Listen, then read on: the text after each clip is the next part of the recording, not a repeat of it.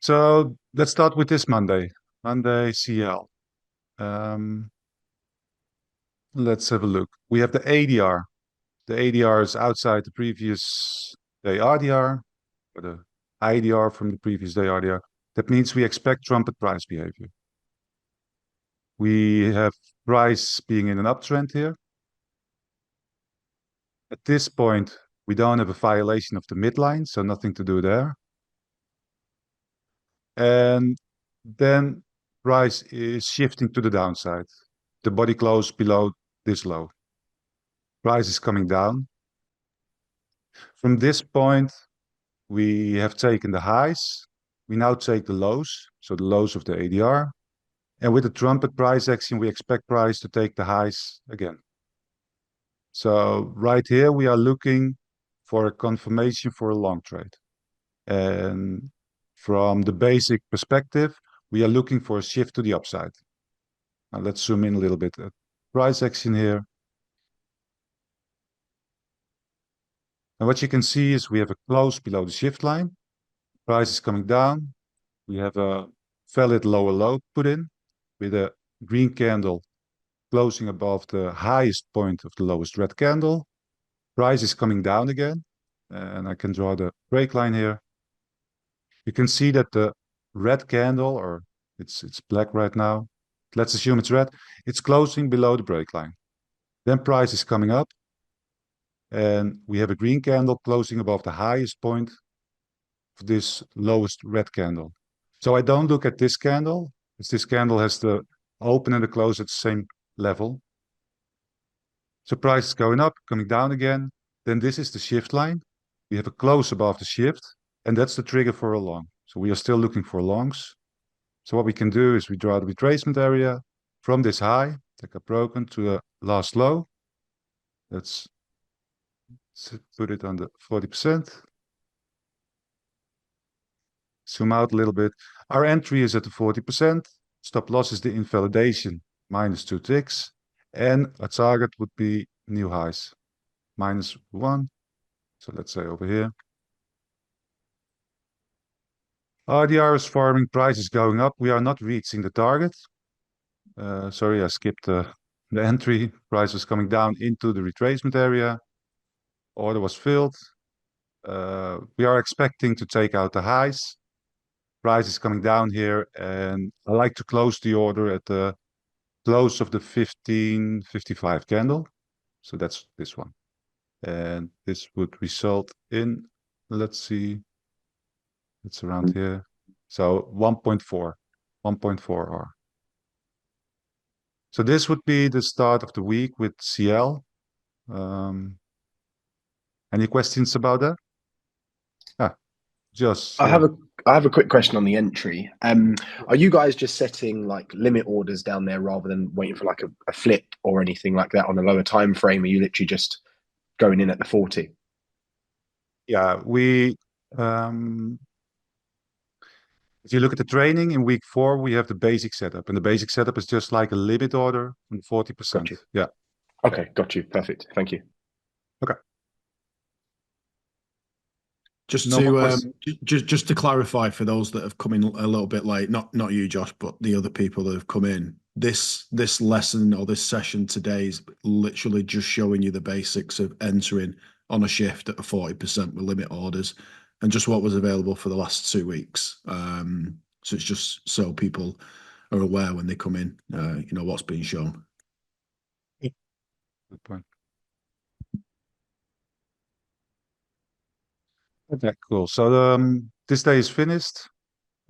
Maybe we can keep track of the results as well. So we have the wins, losses, no break evens, and we have the result. Wins 1.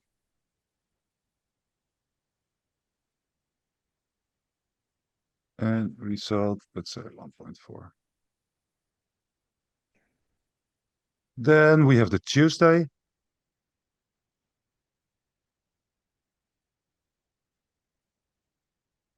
This was the RDR from Monday. The Tuesday ADR, the IDR from the ADR is outside the IDR from the previous day RDR. That means, again, we expect price to show a trumpet price behavior. Let's see, because I missed a little price action here. Let's try it.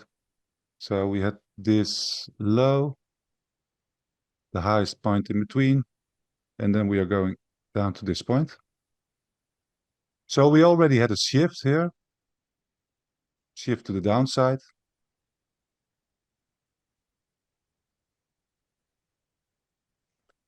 Price is coming down in the ADR. In the ADR, we have a violation of the midline in the transition from the ADR into the ODR, but we don't have a trigger yet, so we still have to wait. I already placed some notes here. Let's see. So price was coming down, and at this point we are waiting for a trigger to take a long and to take out the highs of the ADR.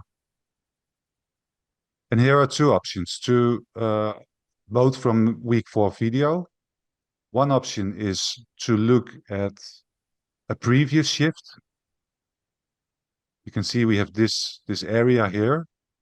I will zoom out a little bit.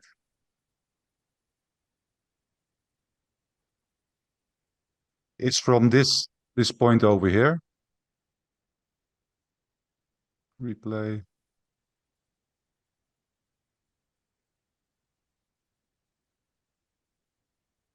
So you can see that we had a close above the shift line. It was on the 11th of September, and price didn't come back to the area. So this area is still active. In last week live, we had a discussion on what retracement areas we can use, which one we are ignoring. This is an area I like to use, and the reason for that is if you look at this, zoomed out a little bit, price is coming down, then we have a shift to the upside, and this retracement into this shift area is part of this whole move. So it's not like it happened somewhere over here. It's just price is coming up and retracing into this magnetic shift area and going up again. So this shift area that was still magnetic, we can use it for our entry for a long. Sorry.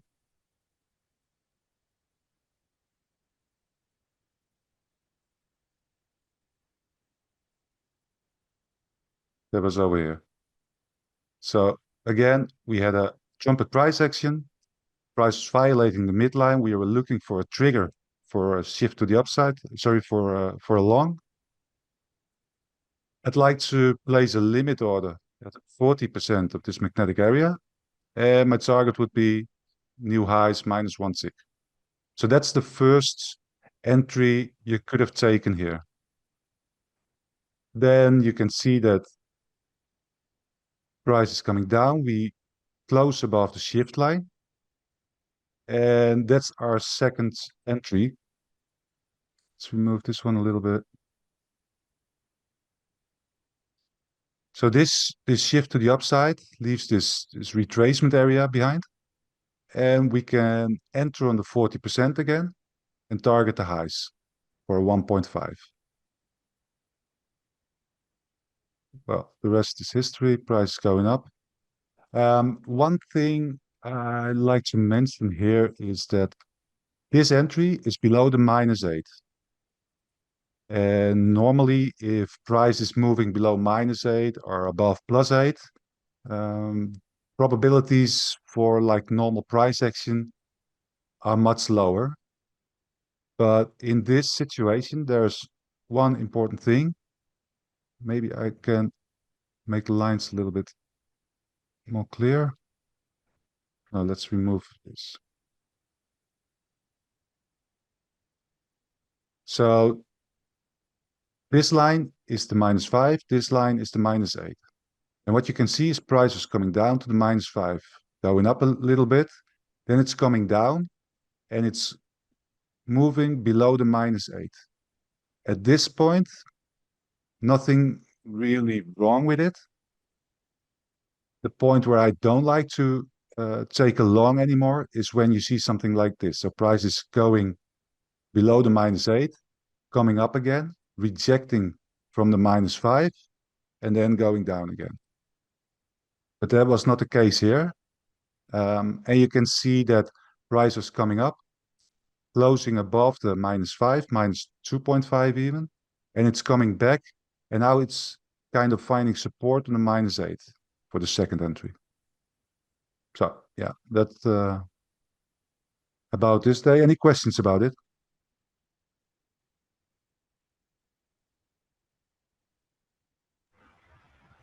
No. Cool. John, all clear?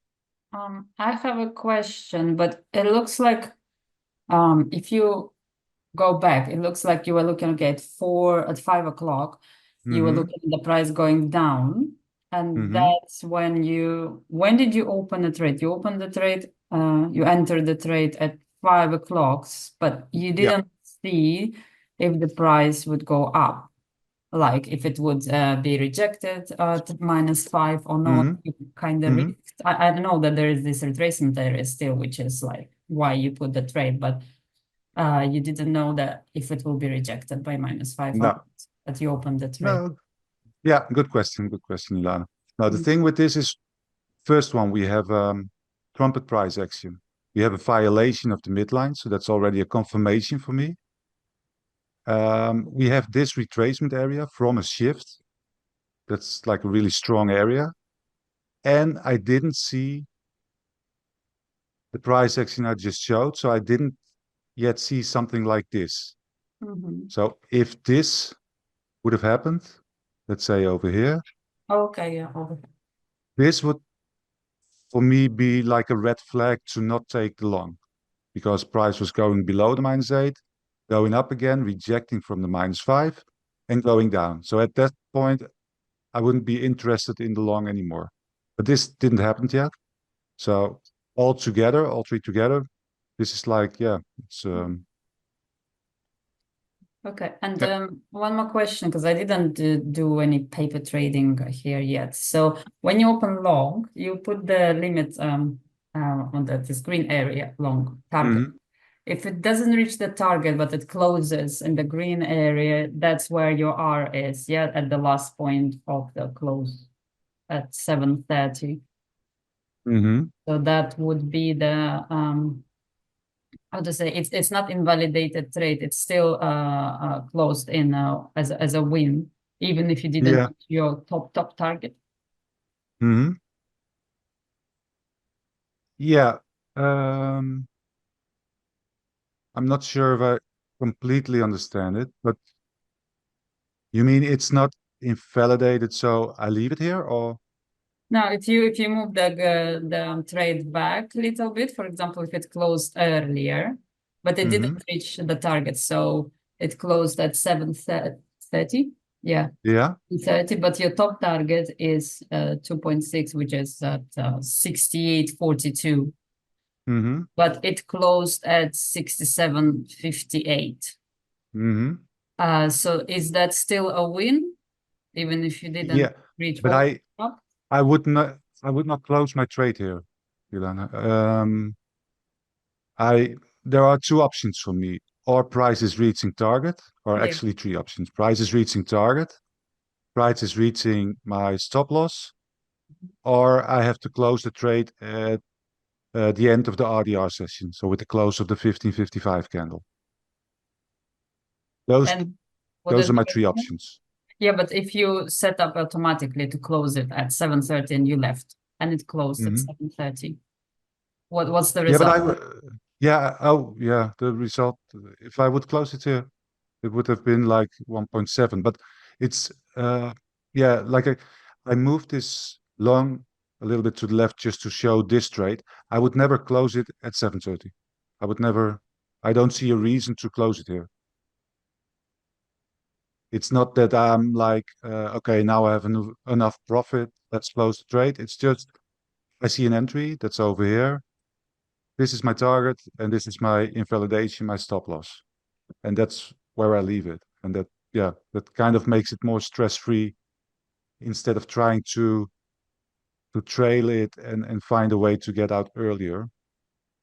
So this is much easier to do it this way. Just to interject on this, maybe the confusion just lies with why you closed it in the previous trade. But just to note, this is only London, so we're only in London session, so we're not at the end of the day.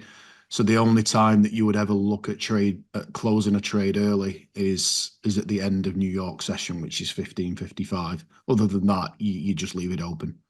Yeah, exactly. Yeah. Mm-hmm. And if it doesn't reach the target which you put, it's stays open. What? Like on Monday. So I enter the trade here. Price is going up, but we are not reaching target. So I'm still in the trade. And then it's like, this one should a little bit over here, 15.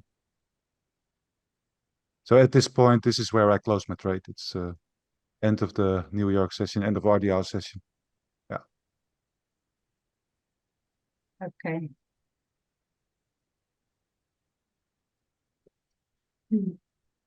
Just no, I don't use break even. No.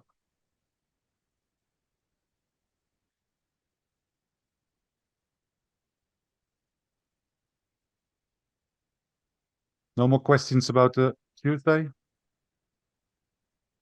No, all good for me. Okay. Yeah. Okay. So right now it's looking good. Thank you, Josh. 3 wins. Let's have a look. This was like, okay, 2.7 and the other one was 1.5. So that's 2, 9, 5.6, I would say. But yeah, I think it's correct. 5.6. Like the second entry. It's like a saber one. Pre-shifted structure. Yeah, agreed, Josh. It's yeah, this is like a basic trade. So we expect price to go for the highs. We get a confirmation with the shift, and you just take it. Yeah.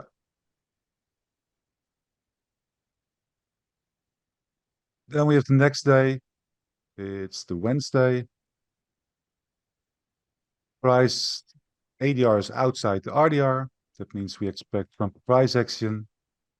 We just shifted to the downside. Here we have a shift to the upside, but right now we still have no violation of the midline. So at this point, we are still expecting price to stay in an uptrend until we see something else. And then price is coming down here, violating the midline of the ODR really late in the session. Not something I would like to trade. And yeah, I don't think that there are any setups here. Maybe you could say we have a shift to the upside. There's a retracement area. It's over here. You expect price to take out the lows. And you could take a long here. Stop loss below invalidation. You need a minimum of 1.5. This is 2.1. And we close the trade at a 15.55. So that would be a small win. But this is not like a trade I would like to take. It's a big area. The violation of the midline is really late. And we also know that if we violate the midline after the 825 candle, there's a high probability the price will only go for the ODR, stay in this area. So I wouldn't count this as like a high probability or a grade A setup. Hope it makes sense. Yep. Then we go into the Thursday. It's like a free day. Friday also free day. So weekend over. It's Monday. This is Tuesday already. Monday.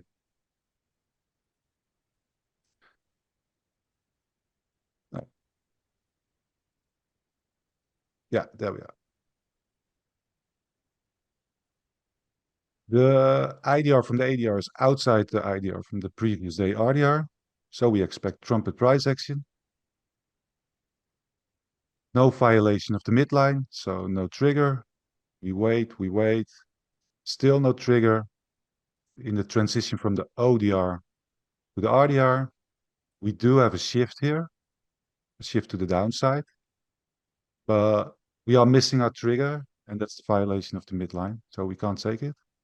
Shift downside, price is coming up again, and yeah, not really showing something we can use. Shift, yeah, shift, but no violation. So that's like a quiet Monday. On days like these, you can just put an alert on the midline and wait for that to get hit instead of watching all this price action. We continue with the Tuesday. Oh, sorry. Questions about the Monday?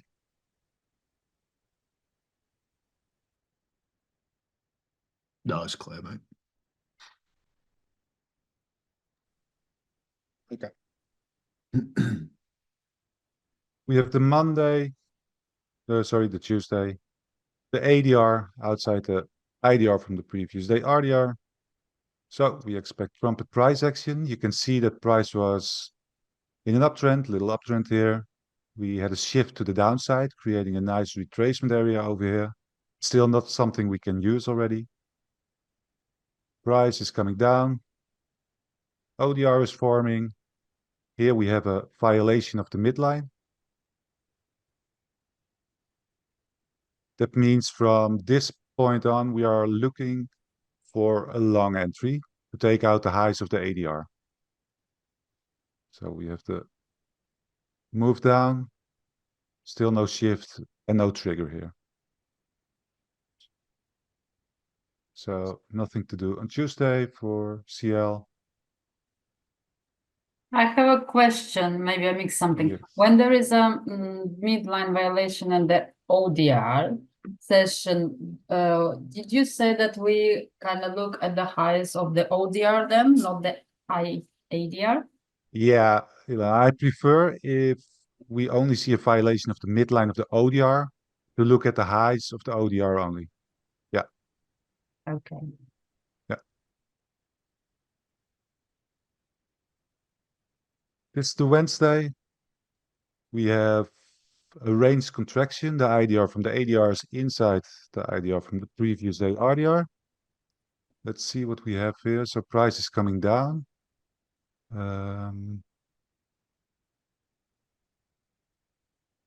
We have a violation. Let's zoom in a little bit. We have a violation of the midline here.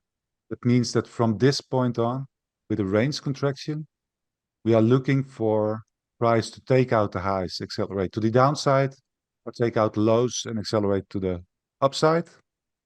You can see that we take out the highs first with this price action over here, and we accelerate to the downside. Question is, do we get an entry here for a short? I don't see it. So no, the answer would be no. Price is going down. Even if we would have make a shift here, we don't want to look for longs because it's a range contraction. So that was all for CL. That would have been 3 trades, 3 wins, 5.6 R. All clear? I have a question. First, why wouldn't you take short? Because so we took the highs and there was at some point a shift down.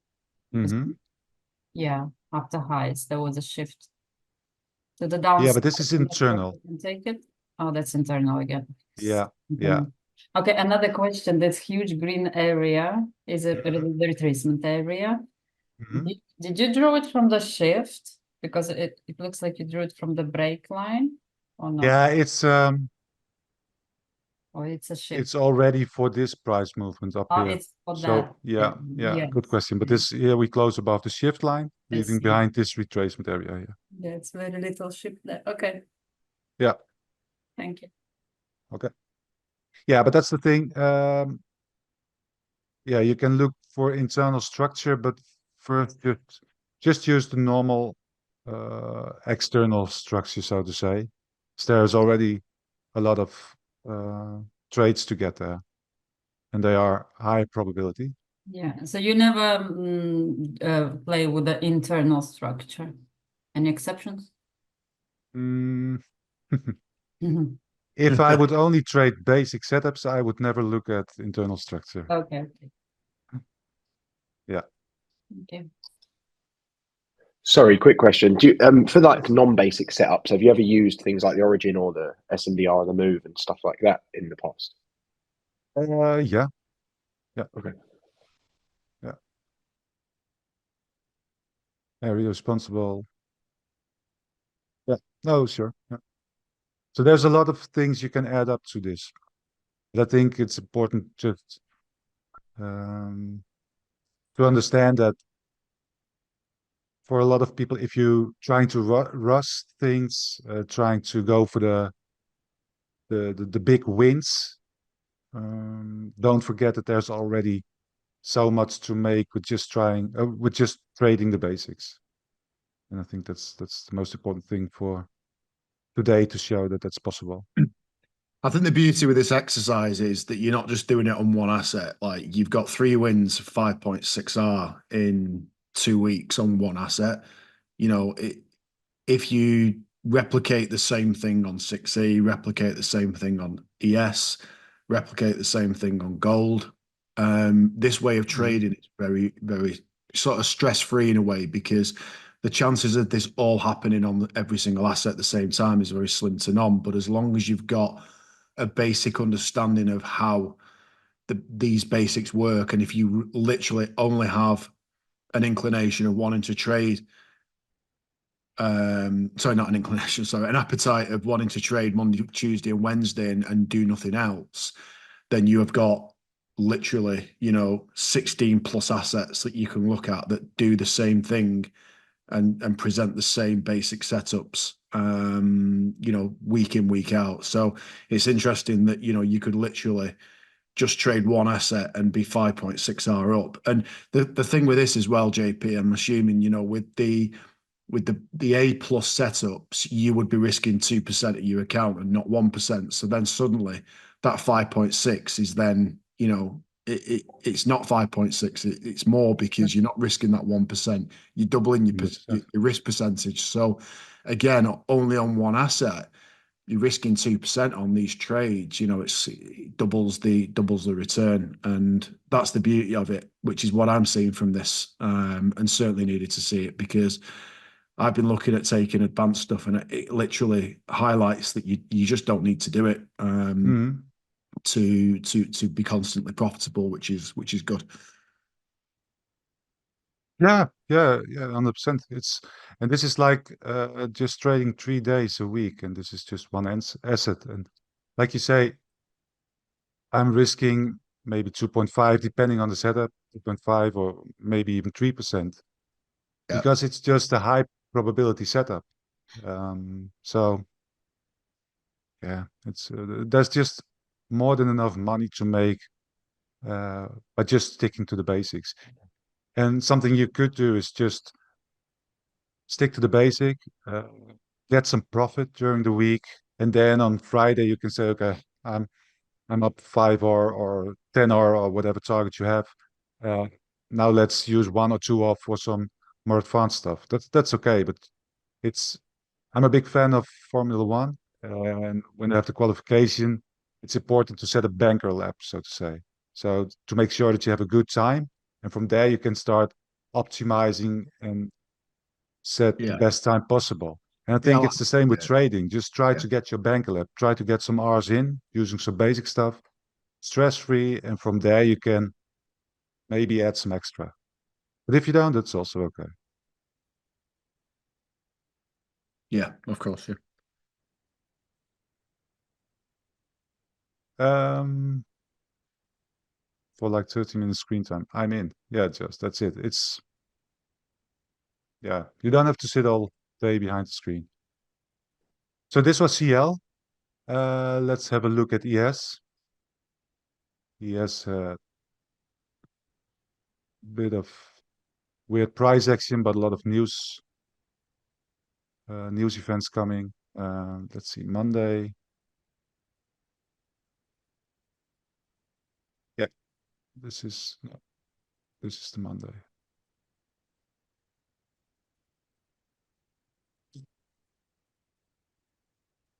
ADR outside RDR, so we expect trumpet price action if we see the midline violated.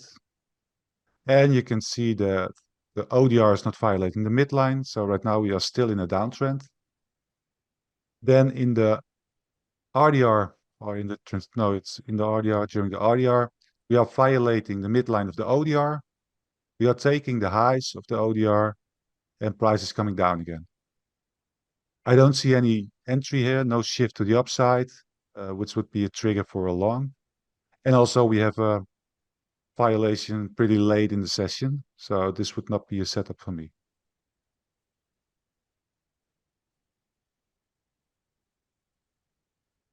If you guys have any questions, just interrupt, or else I'll just continue with the trades.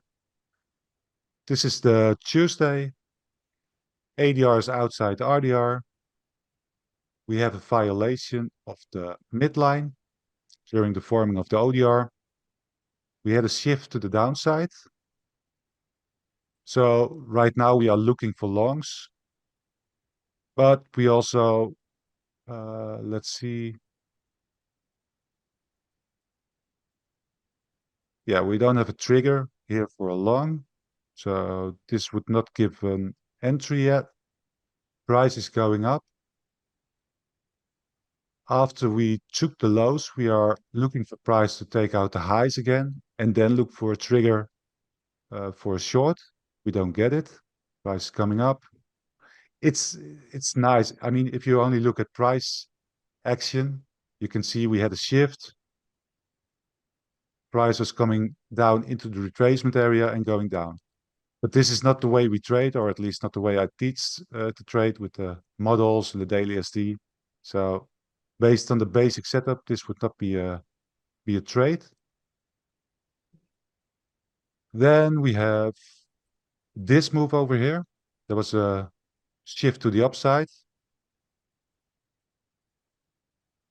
This shift created this retracement area. So technically, for a basic setup, you could enter a long here.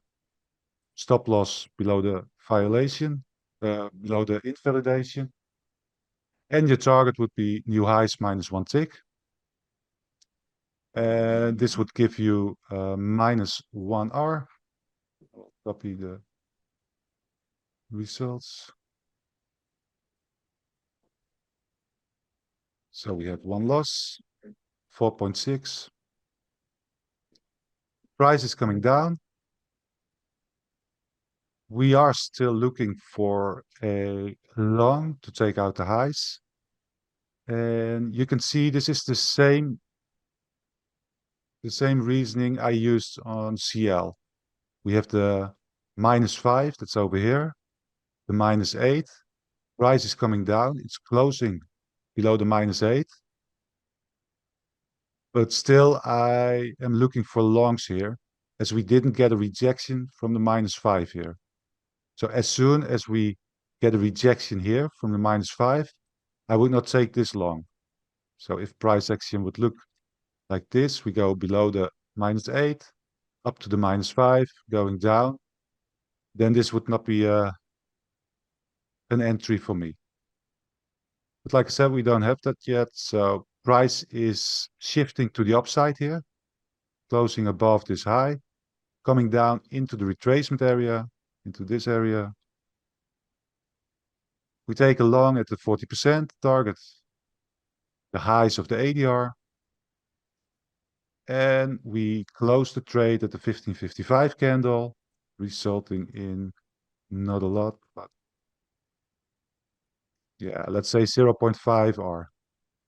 So a little compensation for the loss there. We have 4 wins. This would be, let's just say 5. Then it's Wednesday. I didn't have an entry there. It's already 10:45 now here. So maybe, what do you think, John? Maybe speed up a little bit and show the trades I found, or are we going to discuss every day, even if there's no setup? Yeah, I don't think we need to do that. I think it's pretty straightforward when there's no setup. Okay. I think if you just rattle through, because obviously I think you want to showcase 6E and GC just to show what the 2 weeks were. Yeah. And then if Yeah, anyone's correct. got any questions, they can just they can interrupt. Yeah, I think I like John or Josh. Is that please replay candle by candle on the 1 speed. Yeah, another time, mate. Okay, so no entries there. Monday, no setups. This was Wednesday, so already Newsday, FOMC, so no trades there. So yeah, that was ES. Let's continue with gold.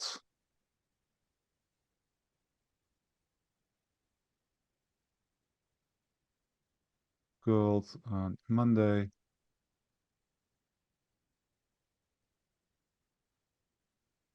Yeah, this was the Monday, no setup.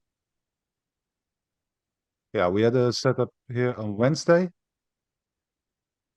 Let's have a closer look. The ADR was outside the IDR from the previous day. RDR price was coming down, not giving a trigger yet, so no violation of the midline of the ADR. We also left behind this retracement area after we made a shift to the downside.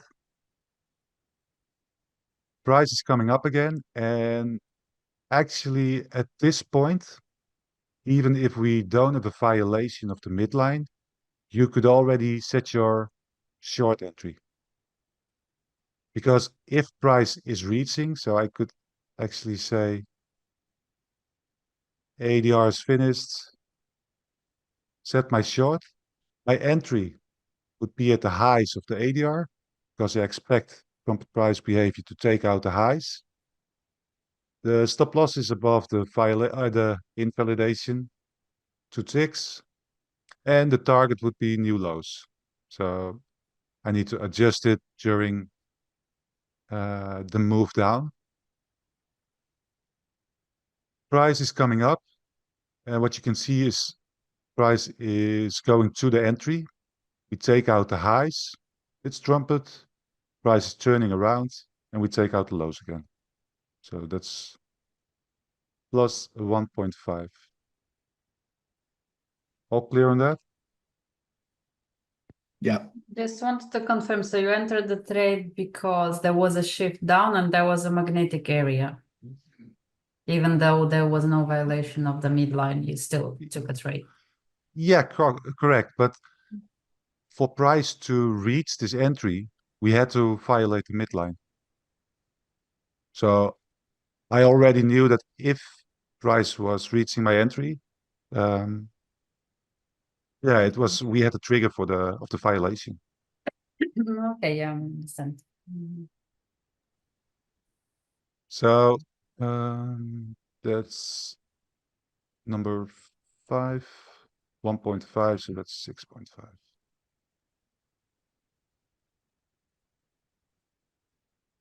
No trades here. News. This was Tuesday. This was last Tuesday. I remember Mark took this short. I think a few did. Yeah, for sure. Yeah. The cool thing with this is we have this big move up, and all the price action in between is just in between the shift and break. So this is not doing anything to the market structure. It's just internal. And then at this point, and this is what I really like, is we close. Excuse me, the sound is getting away. I'm just gonna. I'll just mute. There we go. Yeah, I think it's I better think now. it was Mermaid Sisters. Yeah, I'm not sure who that Yeah, is. it was Mermaid Sisters. Joe's listening with it. Nice. Not Okay, anymore. again. So we have a close below the break line. Price is coming up again. And now because we have this little market structure here, everything that's happening here is just external structure. Where if we would not have seen this body close below the shift, there was only this body close, the price was going up, it was still within this move. Yeah. So price was, let's see, this is Tuesday ODR. We had trumpet price action, although it was close to range contraction, but still trumpet is trumpet. We violate the midline. We take out the lows. We have a shift to the upside here, but there's no entry because we don't reach the 40% here. Price is going up. And then over here you can see that we take out the highs, and then we have a shift to the downside. And we have this high. This was the highest green candle, and you can see that we had a red candle closing below the lowest point of the highest green candle. So this was a high, this was a low. Price coming down, closing below the shift line, going up again into the 40%. And the target is new lows. And that's over here, -1 tick. So that's 4.56. It's 11R. I think this is a really good example of how you really need to pay attention to the small details, because that shift point where it created that break, unless you zoom right in, you're going to miss it. So I think that highlights just how important it is that you really pay attention to those little those little breaks, because it's such a small one as well there, that you could quite easily have missed it. Mm-hmm. Yeah. Yeah, they say the devil is in the details, but I think the R's are in the details. 100%. Yeah. No, but true. It's especially in moves like this, if we take out the highs, it's often just like this little retracement. Otherwise, you would have used this low, and then it's already less interesting setup. Yeah. But yeah, 100%. Mark, trading like this now. I have no idea what that means. He's zooming in. Yeah. Oh, right. Okay, I see what you mean. Smart. Yeah. I think Mark has missed his vocation in life. He should have been a comedian. Yeah. So this was Tuesday. This was last Tuesday. It's gold. It's Wednesday, news day, so no more trades there. Then we have 6E. Let's copy the score.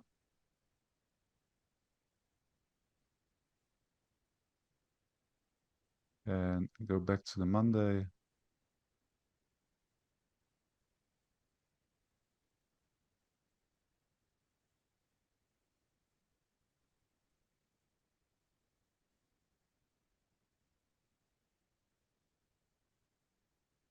Yeah, this was a nice one. So I was talking about if the shift area, the retracement area from a shift, is within the same move. I really like it. So here it is. Price is coming down. And from this point, all we do is just retracing into this retracement area from this shift. And again, if you just miss this little move over here,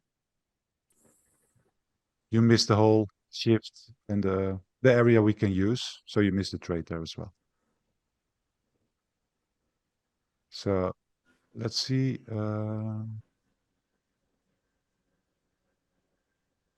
This was the ADR.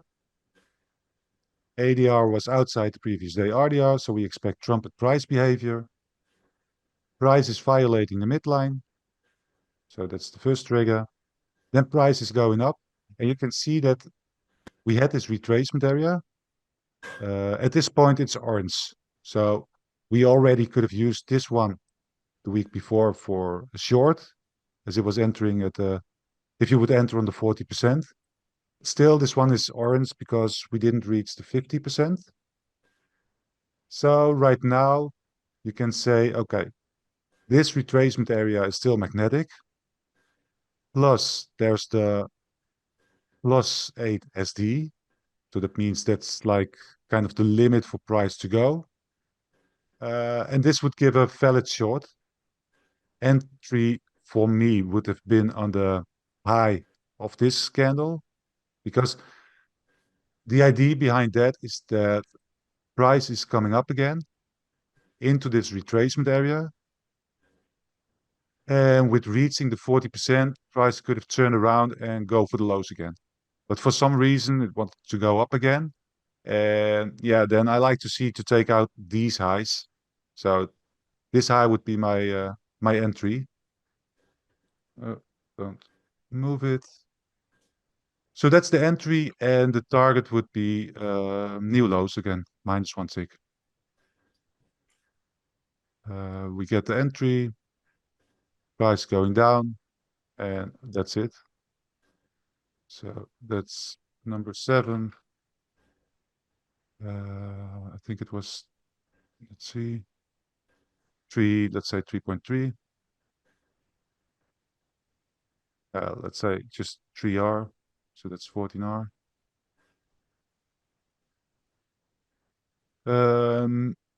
No more entry here for a long.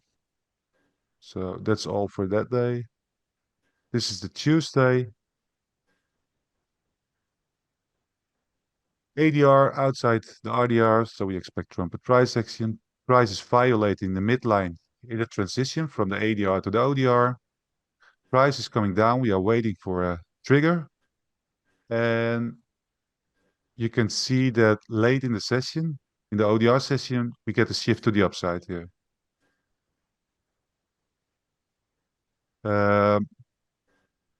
Kind of the same logic. Price is around the -8. We have a rejection here from the -5, and then it's going down. But what I like to see is price really going below the -8 and then coming up and getting rejected by the -5. So this for me would not be enough to say, okay, there's no valid entry anymore. So I would have taken this long. Another reason is that it's just like a good setup, 7.6. So there's no reason to not take this one.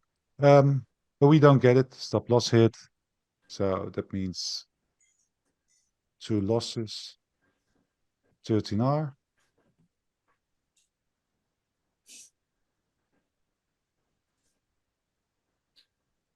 This is the Wednesday. We have a shift to the downside here. Let's see, the ADR is outside the previous day RDR, so still trumpet price action. We have a violation of the midline here. And right now, price is coming up, and I expect price to turn around and go for the lows again. So I'm using this shift as my entry for a short. I need 1.5, and that's the reason why I enter a bit higher. So that's here. And my target would be new lows -1 tick. That's something like, yeah, well, let's say 1.5. So this is a win, 8 wins, and this would be 14.5.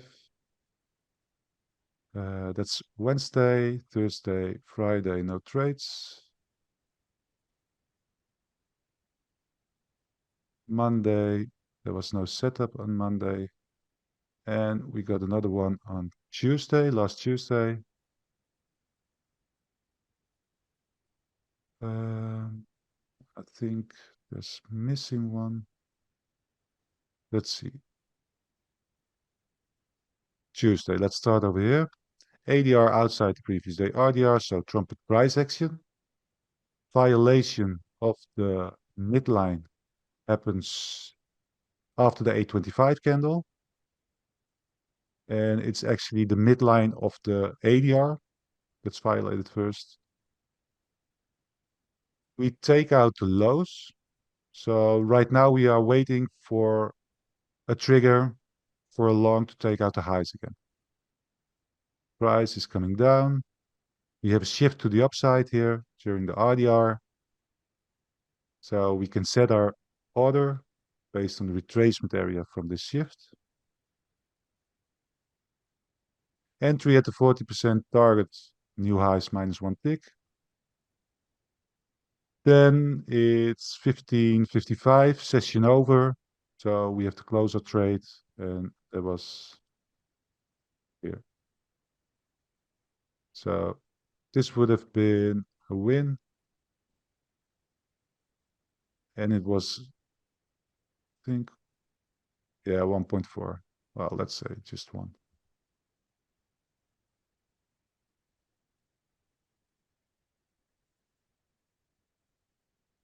Let's just make this 15. Let's see if there was any more. No, because this is 6E, so I wouldn't trade it on Wednesday. Yeah, I think I missed one. Here the shift down, shift up. Yeah. We missed one trade.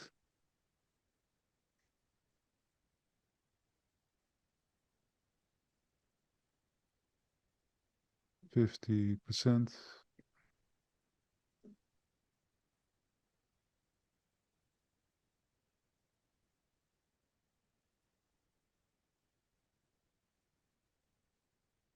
Yeah, this would have been a long.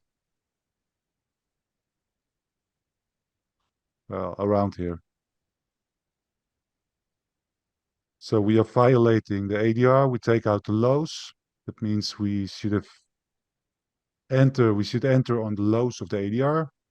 Invalidation is our stop loss. Target, new highs. And stop loss got hit here. It's 3 losses, 14. So that's it. So we have 9 winners, 3 losses, and 14 are just trading Monday, Tuesday, Wednesday.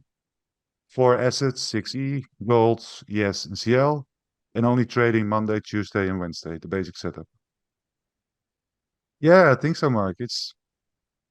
I mean, it's so tempting to focus on a lot of R's, but this is just like 2 weeks.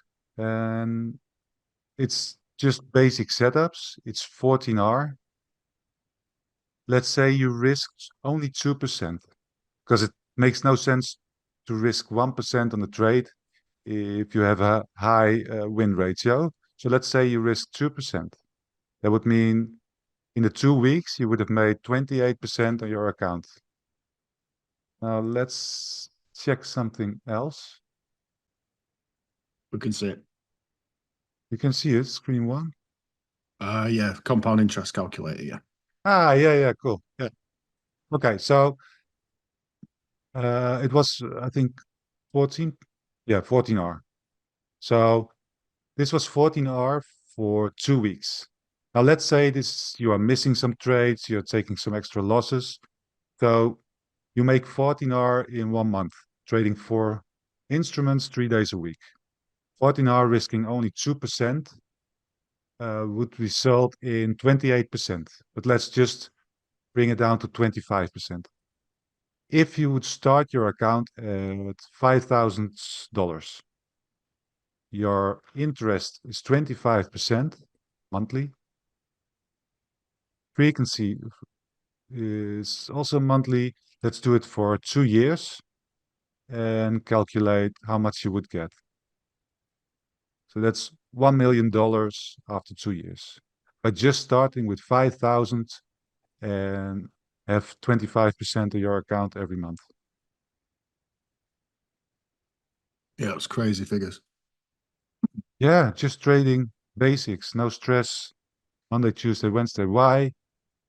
Yeah, why do you want to trade advanced if you to make it quicker? Or yeah, you can use the same setups, the same basic setups with prop firms as well, and make some monthly income there. I think that's the key with this is like, is understanding, and especially for me as well, because like I still take dumb trades that still don't make sense. And I think, when you look at this from a basic perspective of just taking the basic thing, setting limit orders, walking away from it, and being so switched on and in tune with the assets that are presenting these, you don't have to create stress for yourself. You could literally, a lot of those trades that you showed there, you would be able to set a limit order well in advance and just not worry about it. Just get on with your day, and that's the beauty of this. Is you're not having to sit at the screen for hours and hours and hours. Once you understand the basic principles of how to trade in this way, you can almost automate it to a degree. And likewise, if you have an appetite to want to trade more, then fine.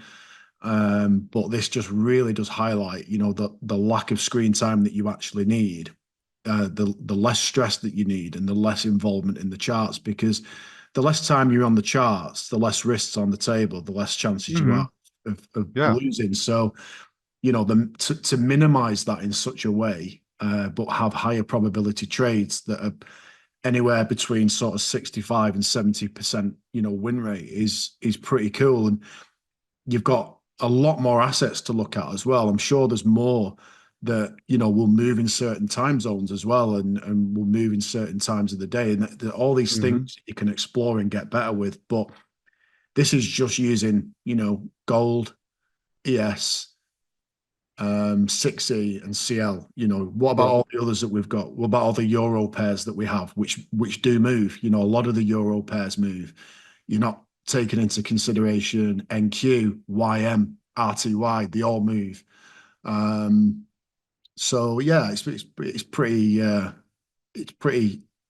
mind blowing in a way that you think, you're only limiting this to 4 assets, but the scope of opening that up and really being in tune with the basics can open up a lot of doors. And again, keeping it to Monday, Tuesday, Wednesday is great as well, and having Thursday, Friday off is pretty insane. So yes, it's just highlights, what's available, and I like it. I think trying to speed up the process by taking advanced trades or other things, it's just in the end it takes longer than just taking the basic trades. Yeah. And it doesn't mean that you can't take the advanced trades, but I think it's important to just start with the basics, master the basics, yeah, and then go on from there. But only if you have your banker lab, so to say. And don't try to do advanced trades if you didn't put any R's in yet. Yeah, maybe limit it to, X amount of trades a week, in terms of advanced trades. If you lose 2 in a week, then that's it. Or, if you, Yeah, why would you do it? but yeah, I mean, this just highlights that you don't really need to be doing that, but No. It's something there that is available later on, and something that I now sort of need to get in my head is every time I take a dumb trade, that's bringing me closer. Every dumb trade that I do is bringing me closer to getting into a job that I don't want to do. Yeah, exactly. And that is the reality for most people, because we're trying to create, that freedom to not be within that 9 to 5 job. Because I'm assuming that's why people are doing this. But every time, you take that trade that doesn't make sense, it's just bringing you closer to doing the job that you don't want to do. So that's how I'm going to look at it from here on out. So this highlights really well that you don't need to be doing the crazy stuff and just keeping to the simplistic basic. And I think the problem is the need to stay on the computer and the need to trade. There's Yeah. always that need to trade, and it doesn't serve well most of the time, does it, when you need to trade? So yeah, Yeah, but that's it. You need the dopamine. You need to be in the trade. And well, yeah, put it this way. I think most of us here, I would say all of us, are conditioned for our whole working life that you have to do more to order to earn more. Especially with the job that I did, I had to put in more work to earn more. That was just the premise of the job that I did. And that is the majority of jobs out there. You have to put in the graft. And I'm not saying that you don't have to put in the work with trading, but ironically, the less time you are at the screens and the less time you're putting risk on the table is better to a degree, and more is less. Sorry, less is more in trading. Whereas with a working environment that we're all conditioned to do, you sort of, you have to do more to earn more, and it's not the case with trading. And that's something that I have found over the last 2 years, that actually, the ones that make it the most and the ones that are consistent are not trading every single day. They're not sat at the screens trying to force trades. And it's difficult because for me, I can sit at the computer and think, well, if I don't do anything today, what have I actually done? How have I been productive today? Have I earned yeah, the right to go and do something that I enjoy today, because I've not really done an awful lot. And sometimes I can feel guilty because my missus is at work from 8:30 till 5:30 every single day, and she doesn't stop. From the moment she walks into the bank until she leaves, she never stops. And I kind of feel guilty that if I'm not taking a trade or I don't do something within the day that makes me feel productive, I feel bad. But I don't think people should, and I certainly shouldn't, because that's not the reality of trading. It's not like having a normal job. You don't have to be in it all the time. And that's certainly something that I've learned from you. Other people that are consistent in the markets are just not sat doing this all day, every single day, trying to force it to happen. So, yeah, it's just having to recondition ourselves, because for me, I'm used to having to do something, to earn my money. That's what I'm used to doing. And that's just how it is in normal corporate life. You just got to, snap out of it and yeah, just realize that that's not the reality to trade. It's almost like doing the reverse.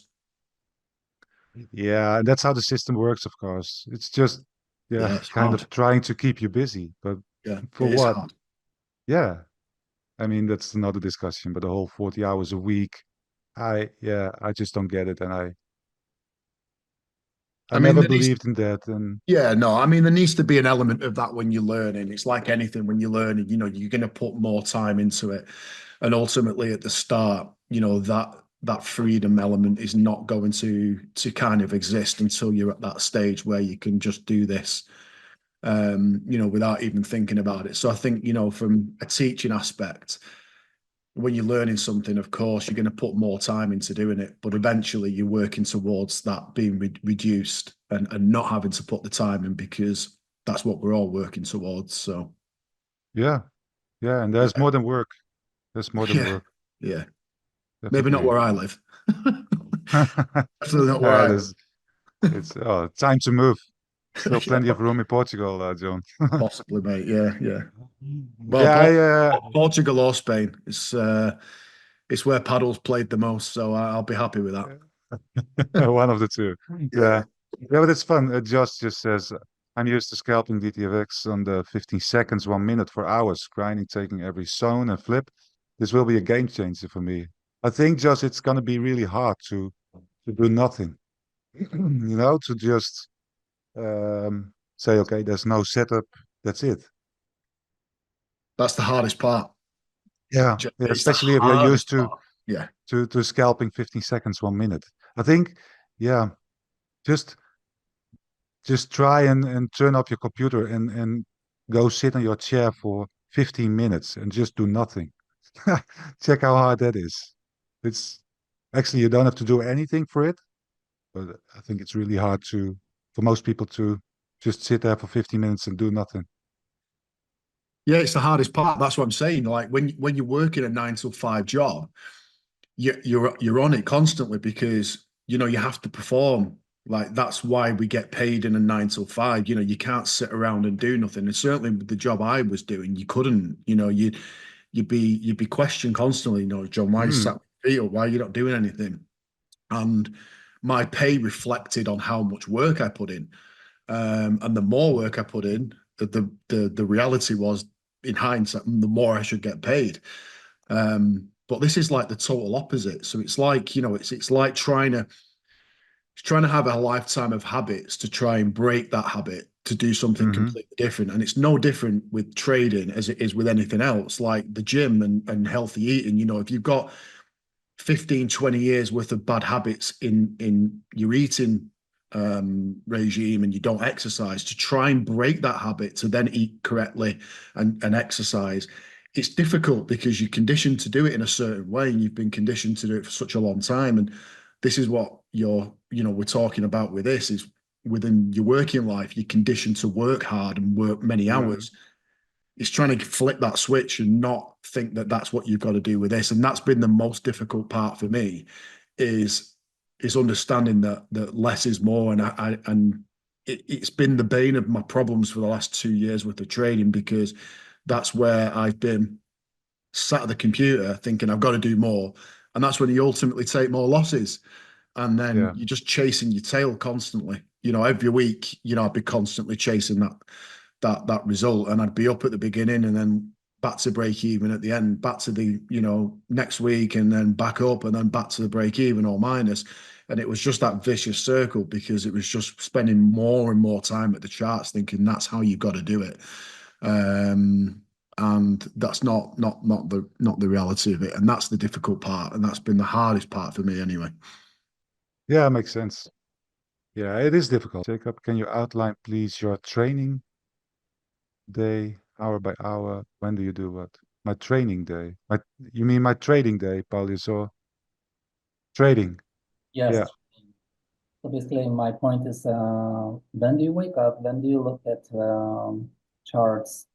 Then do you set up your this alarm when crosses the line? I mean, so basically, I want to imagine how I would integrate that trading into my current routine. So I just need all the hours.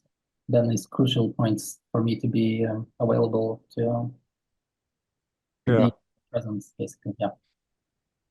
Yeah, well, I know you live in Lagos, so we have the same time zone. Yeah, I wake up probably around 6.